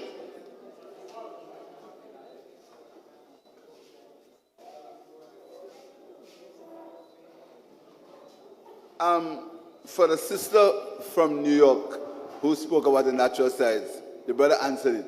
When we came into government, Felix Finisterre and I, we did, and the cabinet approved it. There was something funded by the European Union. It was called Nature Heritage Tourism, where we developed all these sites, waterfalls, to bring tourism to the people. Because our mantra, when we were in government, was the benefits of tourism must accrue to as many people as possible. This government came into power, and they found the Nature Heritage Tourism program going. As usual, they squashed it, and they tell you they're going to give village tourism. Today, next year is going to be 4 years. What has happened to village tourism? Usual bluff. On the business of Anse, you see, the St. Lucia Labour Party believes in the development of people, to instill a sense of pride, a sense of destiny, a sense of belonging for people. So we will not classify any set of people as being one thing and the other set as being another thing. People are people. In a constituency like Anse, the first thing you have to do is you have to improve their quality of life. And what the sister said about the drain is significant. Let me tell you something. Let me pledge to you now, as leader of the St. Lucia Labour Party, if the people of St. Lucia elect the Labour Party into government, we will ensure that while we seek a permanent solution to the problems of drainage in Anse, that drain will never be as dirty as it was when we visited. Listen carefully. Listen carefully. While we try to get a permanent solution to that problem in Anse, we will ensure that that drain is never in the state that it is or it was when we visited Anse. That is my pledge to you, the people of Anse.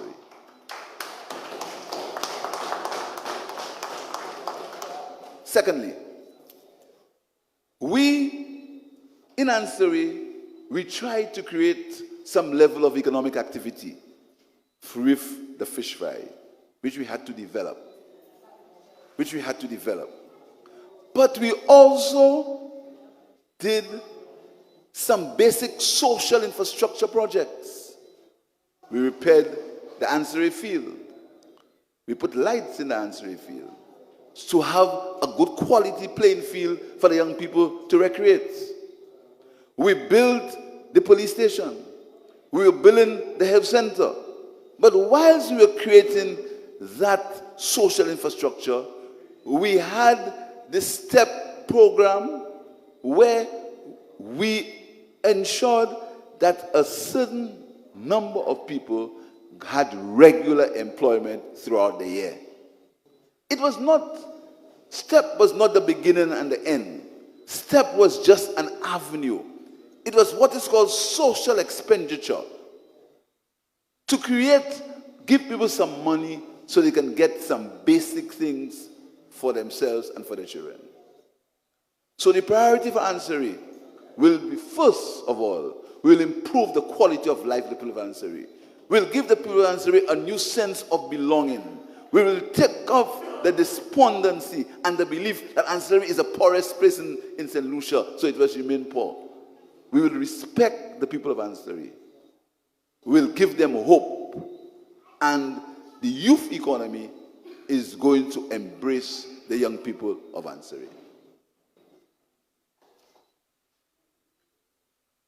The last question, I think we've dealt with. There's a question on the CIP. and Ernest will deal with the CIP.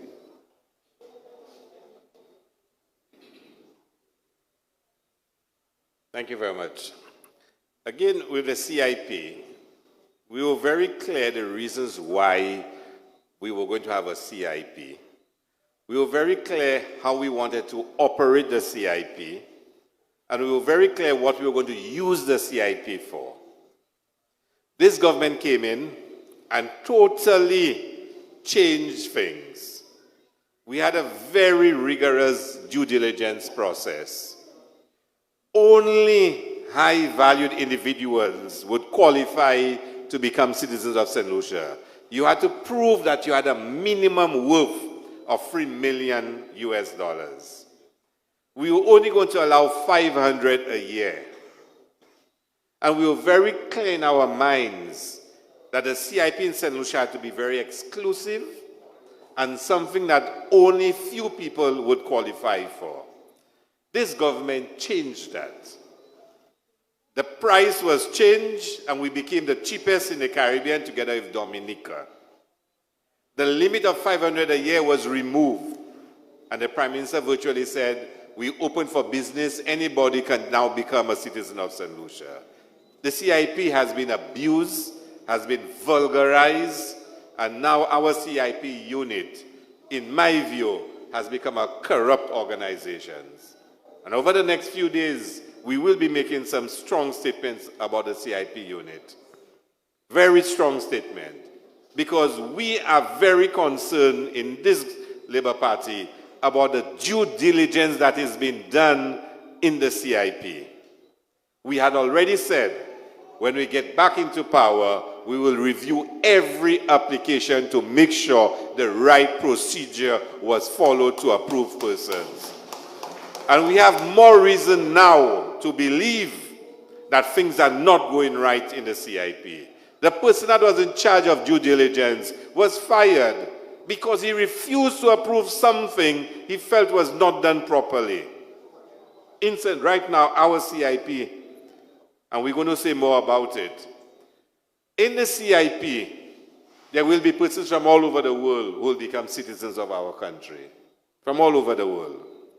And I do not think we should necessarily be arguing that we don't want certain people because we don't like, we don't like Arabs, we don't like Chinese, we don't like Indians. If they meet your requirements, if they pass due diligence, then they should become citizens of your country. That's my view. The problem we've had in this CIP has largely arisen because of the DSH project as signed by Alan Chastney. And it has really affected St. Lucians' confidence in the CIP. And I do have to tell you about the Range project and the fiasco, that the scandal that this government did with Range, where we end up having to pay an investor $20-odd million. Imagine an investor comes to your country to build a hotel, and you mess it up so badly, he threatened to sue the country, and you had to give him a check of $27 million as settlement. That's what happened in St. Lucia with the Range project. And under this DSH project, we are told by the Prime Minister that all the money that Teohakin is spending now, we must give him back his money. We are told that he's upfronting and he will get back his money for our CIP. And Teohakin has said he spent about 30 million US already. That's 30 million US we have to give him back for our CIP. And the brother made a point earlier about our CIP accounts for sale of our passports are overseas. They came to Parliament to change the law the Labour Party had, where no account can be set up outside St. Lucia. And they changed it to allow for CIP accounts by developers to be set up overseas. And I am told that an account was recently opened in Hong Kong. It was recently opened in Hong Kong. That's why they had changed the law, to allow a certain person to open an account in Hong Kong, so when they receive CIP monies, it doesn't even come to St. Lucia. You know, a lot of people have said a lot of things. The Labour Party has never said it's against horse racing. The Labour Party has never said it's against investment. What we are against is the terms and conditions and the agreement that was signed by this government. Because if a legitimate businessman comes to St. Lucia with legitimate business, he brings his money and he says, I will also use the CIP additionally. That's not necessarily bad, but when somebody comes to your country with no money and he's telling you all the money he's spending, you must give it back to him through the CIP, we must have a problem with that. Whether it's a hotel, whether it's horse racing, no matter what it is, those terms and conditions are just not acceptable. So I am not criticizing horse racing or criticizing this or criticizing that. I am concerned about the terms and conditions of the agreement. That's what I am concerned about. It must be in the best interest of St. Lucia. And people ask, and the political leader explain, and you'll hear the flabos and some other people who genuinely care. When you come into power, what are you going to do with DSH? Well, the first thing we're going to do is give it to our lawyers. The same agreement they're not making public. When we get into government, it better be there. Pass away. And we're going to take it and give it to the lawyers to review it and tell us how to deal with this document. And if we cannot get out of it because the agreement is too tight, we'll have to renegotiate it. We have to, because we'll be the government. Because the DSH, as we know it, is not in the best interest of St. Lucians. And they want to fool you. Because there'll be a horse race, and there'll be this and there'll be that, you should forget about how bad the terms and conditions are. Really? No, I have a responsibility to make sure the agreement is in the best interest of St. Lucia. And I keep saying to people, and I've said it in public and I'll say it again, I was involved in negotiating with Theo Akin. I was involved. I was the one negotiating with him on behalf of the government of St. Lucia. And Dr. Anthony always made it very clear, that agreement he was proposing, a Labour Party can never sign it. And that's why it was not signed. So when elections was in June, and by July, we heard Alan Chasse sign the agreement, we ask ourselves, how are we negotiating so long with this gentleman? We cannot come to agreement. And within 3 or 4 weeks, all the problems we had solved, and Alan Chasse signed it. We never thought for one moment he had signed that bad agreement. We never thought he actually was signing a bad agreement. When we got a copy of the agreement, it was even worse than what he was asking us to sign. Because all the things we had asked him to take out and he took out, he put it back in. And Alan Chaste signed it. He signed it. Someday, somehow, St. Lucians must get to know why did Alan Chaste sign that agreement. And the people around him tell you, they never knew anything about him signing it. He signed it on his own. Why? Why? Now, people tell you Alan Chaste is stupid and that. Alan Chaste pakuyo. He knows exactly what he's doing. And when he signed that agreement, he knew exactly what he was doing. It's the same thing with the airport. Why would you have had an arrangement with all those Ascends, all those people? That was seen as a corrupt process. Richard Frederick said publicly that Guy Joseph offered him a bribe to support it. Labour Party came in, we changed it. We went to the World Bank. They offer us a PPP, it went for international tender.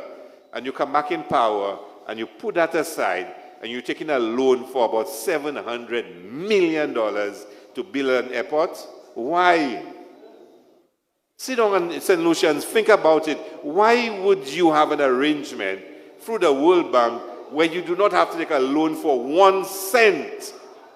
And you will put it aside, and you prefer an approach where you're taking a loan for almost $700 million? There must be some reason, something going on that maybe we know, but it's not coming out in the public. There must be a reason. There must be a reason why you signed a DSH agreement within 3 weeks of becoming Prime Minister. Something that's obviously against the people of St. Lucia. Why? Why?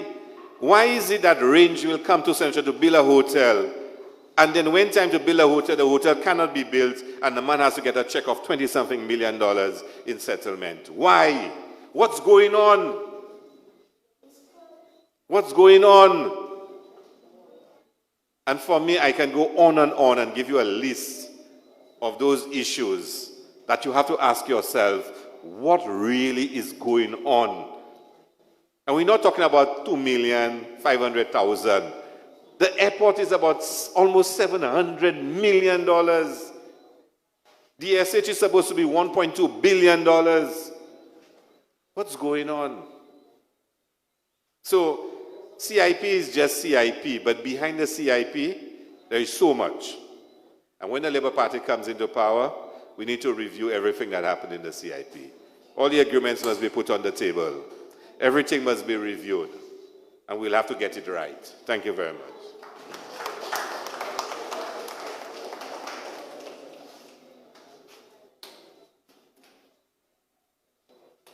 Thank you very much, Dr. Hilaire. Let me quickly go to our participants online. I want to thank Ms. Alexander online, and Dr. Hilaire dealt with your question about the DSH agreement. I also have questions, and the panel will answer these questions. One, what are you going to do about projects started by the UWP? There's a question from a health worker,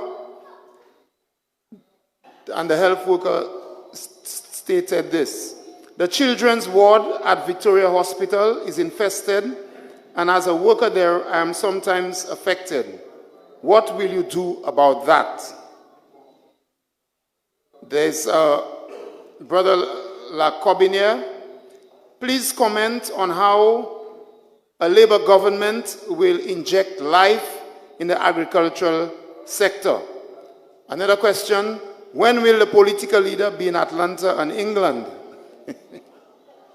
And there's also a question from Miss Toussaint about the DSH agreement, and her question relates to the Labour Party's negotiation with Theo Aking, and she has indicated, she's asking whether the Labour Party would have signed that same agreement had we won the elections. I think the political leader spoke to that a while ago, and I want to present these questions to the panel. And these are questions from our viewers and participants online. We thank you very much for your questions.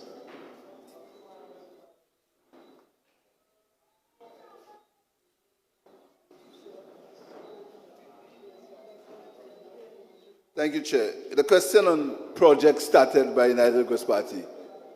We've made it clear.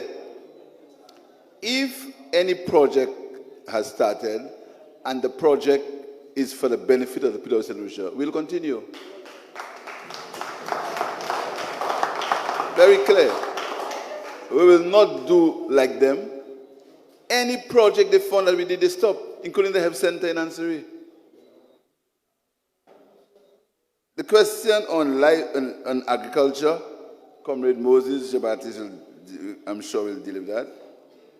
And Comrade Sean Edwards will deal with the health, the ward. But I just want to make one point about crime. Crime, we must ensure that crime stops at all levels. We must have a society where there is a zero tolerance towards white-collar crime and also a zero tolerance towards people breaking people's house. And I just want to make a point. There is a myth that is going around the place that the Labour Party investigated Guy Joseph. The Labour Party never investigated Guy Joseph. Never. What the Labour Party did is the Labour Party started, and the word is started, an investigation into the airport deal with A&M, etc. That's what we did. We never had any investigation in Guy Joseph. Never. That's what we did. And I want to make it clear, because that has been going around. Oh, you all investigate Guy Joseph. We never had any investigation into Guy Joseph. What we had was an investigation into the airport deal, and up to today, Ernest made the point that Richard Fredericks is saying, if nobody hear him because they're deaf, and if they're deaf, they should have hearing aids. Every time Richard Fredericks gets up and he says, they offered me a bribe of $1 million at the airport, nobody says nothing. Nobody. And when you tell them that in Parliament, you know what they tell you? Oh, now you listen to Richard Frederick. That's the response that they give you. So we never had any investigation into Guy Joseph. Never. Not yet. Never.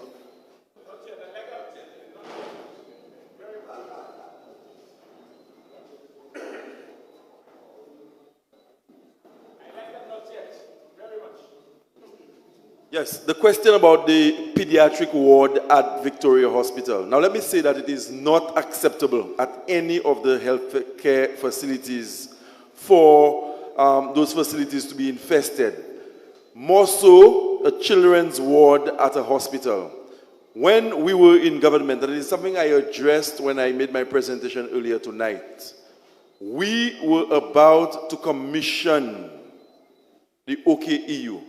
We appointed a director of transition in the person of Dr. Stephen King, who's well known in the health fraternity. And the plan was to move Victoria Hospital across to OKEU. And if they had stuck to the plan that they found when they came in, today, St. Lucians would be getting treatment at the OKEU, and we would not have had a situation where our children would be looked after in a pediatric ward that is infested and making the condition worse for them. So the St. Lucia Labour Party, we had a plan for healthcare. And that is the case at St. Jude. When they came in, they found that work was ongoing. They stopped it for 1 year, 2 years, 3 years. Nothing was happening at St. Jude. And then they realized, well, it will soon be that time again when we go to the polls. So they're busy trying to scrape the surface, and they have not been able to engage healthcare professionals. So we will not come here as parliamentarians who are trained in different fields and come and tell the healthcare professionals in the country that this is what we're going to do. The St. Lucia Labour Party will consult the doctors, the nurses, and other healthcare professionals whenever decisions have to be made on matters that affect their operation and the healthcare system as a whole. But I agree with the person who put the question forward. It is not acceptable in 2019 when we're spending 40, 50, 60, $70 million to make a horse racing activity happen, and our children have to occupy a ward at a hospital that is infested and not fit for human habitation. Thank you.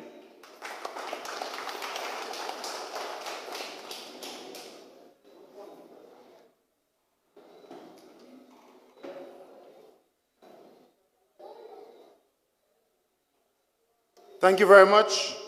I want to spend just a short time to respond to the online participant who asked about agriculture and how are we going to inject life back into agriculture. What I want to say is this. The evidence is there, and you can check the evidence. When we were in government the last time, we started programs that would take the situation in St. Lucia with our food imports, the hundreds of millions of dollars that we are using to import food into St. Lucia, and also our health situation with our NCDs, diabetes, hypertension, nutrition-based problems in health. And we started a program which took all of this in addition to tourism, the food market in tourism, to boost local food production and to cause farmers to earn more income. The evidence will show that when we were in government, our programs saw the largest increase in sales of local food produce to the hotels and to the supermarkets and meats and so on. What we are going to do is to ensure that we target a certain portion of the food imports. You heard the government now talking about food imports will now go down because they have a program. That is not true. If you go to 2014 and some of the years when we were in government, food imports did go down under our government. And it was directly related to the programs that we were doing. I'll give you one simple example. The meat processing plant was projected, the projections for the meat processing plant were 25 million EC dollars every year. Just imagine if you're operating a facility, you can save about $25 million in food imports, just livestock. Look at our lifestyle. Look at what we can do with goat and sheep and rabbits and so on. We believe that agriculture can create employment, can generate employment for young people. We talk about hydroponics. You talk about the modern kind of agriculture where you have greenhouses that are operated by computers that young people would want to go into. That's the kind of thing we're talking about.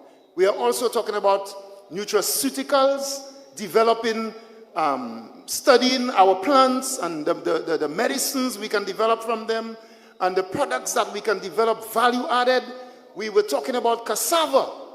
We were already developing a whole cassava industry where cassava can be used to produce bear, as they do in Jamaica, red striped bear.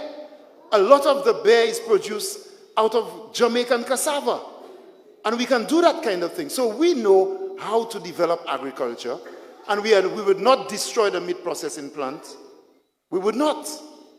And I can tell you one thing very quickly.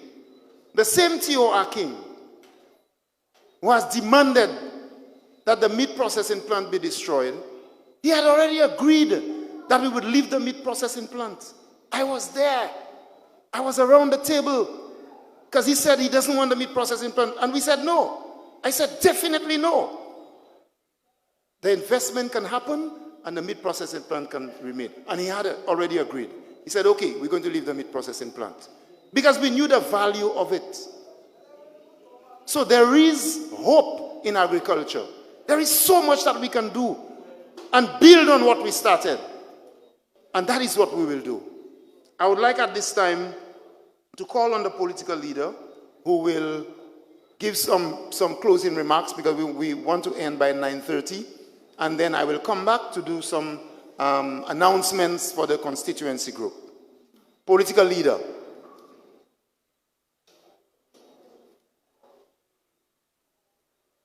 Thank you, Chairman.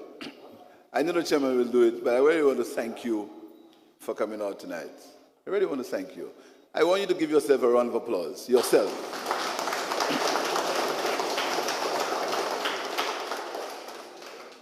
My sisters, my comrades, my brothers, in the coming months, a lot will be said to you. You will hear and you will see a lot. You will hear about all kinds of projects. You will see all kinds of things started. You will hear about all kinds of things. Never in your life you would have heard about so many things that will happen in the year and a half. I want you to prepare yourself for that. I want you to prepare yourself for lies, for propaganda, for half-truths and bluffs. But this Labour Party will always speak the truth to you. This Labour Party will always put people first. People are the essence of why we are in politics. People. This Labour Party's priorities are always going to be people-based and people-oriented.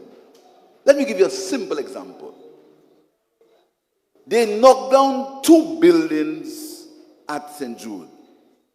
Just the labor alone on these 2 buildings could have done some temporary work at the children's ward at Victoria Hospital.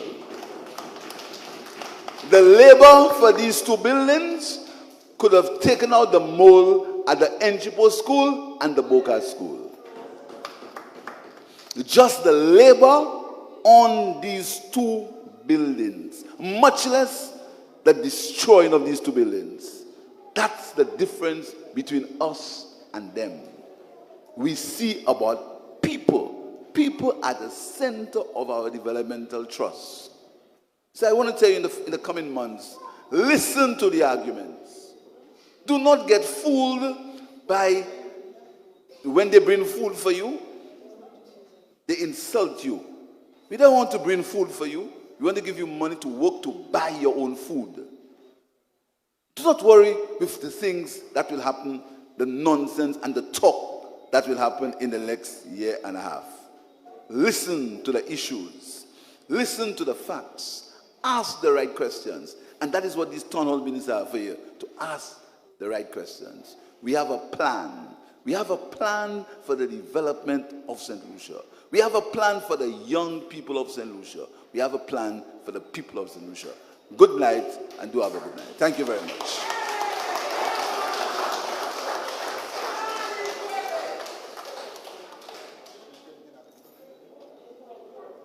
Thank you very much, political leader. Please allow me to remind you of a few activities. First of all, the Ancillary Canaries Constituency Group will be holding a bingo party on Saturday, the 23rd of November at Adelaide's Place in Canaries, 7 p.m. There's also a grand barbecue and dance on Saturday, the 14th of December at Moonshine Disco, Ancillary, 6 p.m. The Dennery North Constituency Group will be holding a grand dinner on Saturday, the 14th of December. And I want to invite all of you on the 8th of December to a grand rally in Vieux-Fort. The St. Lucia Labour Party will be holding a grand rally in Vieux-Fort to focus on the healthcare issues, among others, crime and so on. So we invite you to join us. It's not just an ordinary political meeting. It's going to be a grand rally on a Sunday. Bring your friends so that we can make a statement on the health situation in St. Lucia. It is for me to thank all of you. The political leader has thanked you, but I wish to thank you for coming out in large numbers.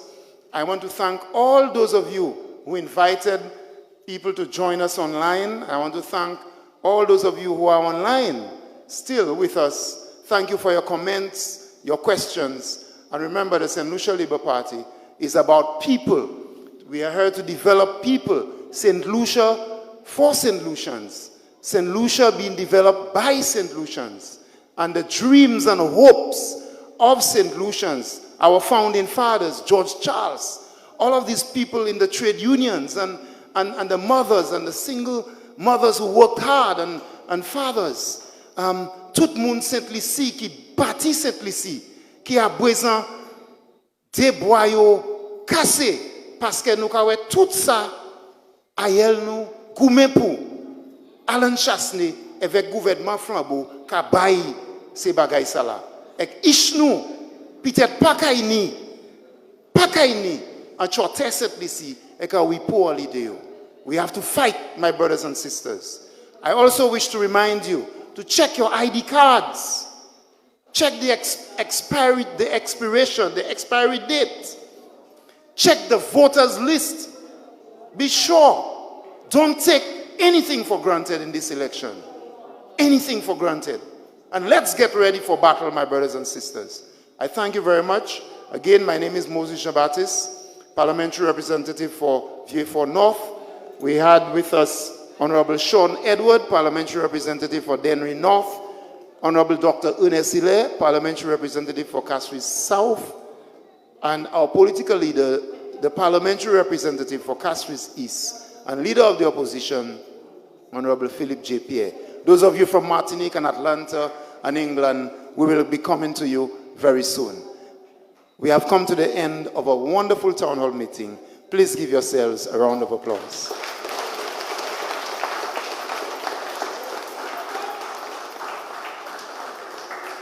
Thank you very much.